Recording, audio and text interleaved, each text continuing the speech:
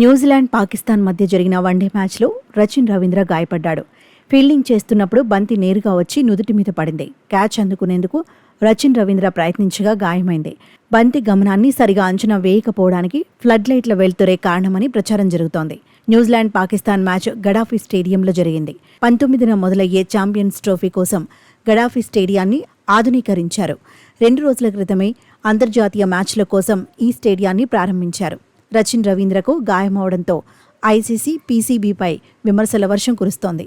గ్రౌండ్లో ordinary flood లైట్లను వాడారని ఆరోపణలొస్తున్నాయి. ICC, పీసీబీని అభిమానులు ఆడేసుకుంటున్నారు.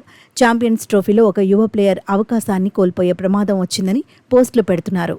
సరైన ఏర్పాట్లు లేకుండా గడాఫీ స్టేడియంలో మ్యాచ్లకు ఐసీసీ ఎలా ఆమోదం తెలిపిందని ఆడేసుకుంటున్నారు. ప్లేయర్లకు సరైన భద్రత కల్పించాల్సిన అవసరం ఉంది కదా అని ప్రశ్నిస్తున్నారు.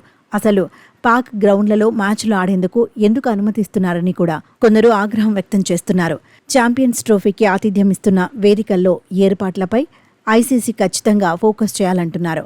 గడాఫీలో మాత్రమే కాకుండా ఇతర స్టేడియాల్లోనూ సరైన జాగ్రత్తలు తీసుకోవాలని సూచిస్తున్నారు. పాకిస్తాన్లో ఏర్పాట్లు సరిగా లేకపోతే టోర్నీ మొత్తాన్ని దుబాయ్కి మార్చేయాలనే డిమాండ్స్ కూడా వినిపిస్తున్నాయి.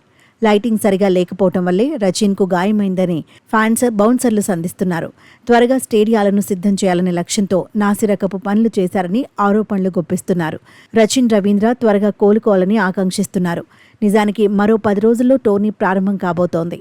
ఈ టైంలో స్టేడియాల్లో ఏర్పాట్లపై దుమారం రేగుతోంది. టోర్నీలో 8 జట్లు పాల్గొనబోతున్నాయి. ఛాంపియన్స్ ట్రోఫీ ఆతిథ్య హక్కులు పాకిస్తాన్వే, కానీ భారత జట్టు మాత్రం పాక్లో ఆడట్లేదు.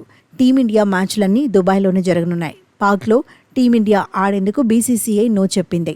తటస్థ వేదికలోనే ఆడతామని తేల్చి చెప్పింది. అయితే 2027 వరకు భారత్లో జరిగే ఐసీసీ ఈవెంట్లలో తాము కూడా పాల్గొనబోమని పీసీబీ షరతు విధించింది. పాక్ మ్యాచ్లను భారత్లో కాకుండా ఇతర వేదికల్లో నిర్వహించాలందే. ఈ షరతులకు ఐసీసీ అంగీకరించింది.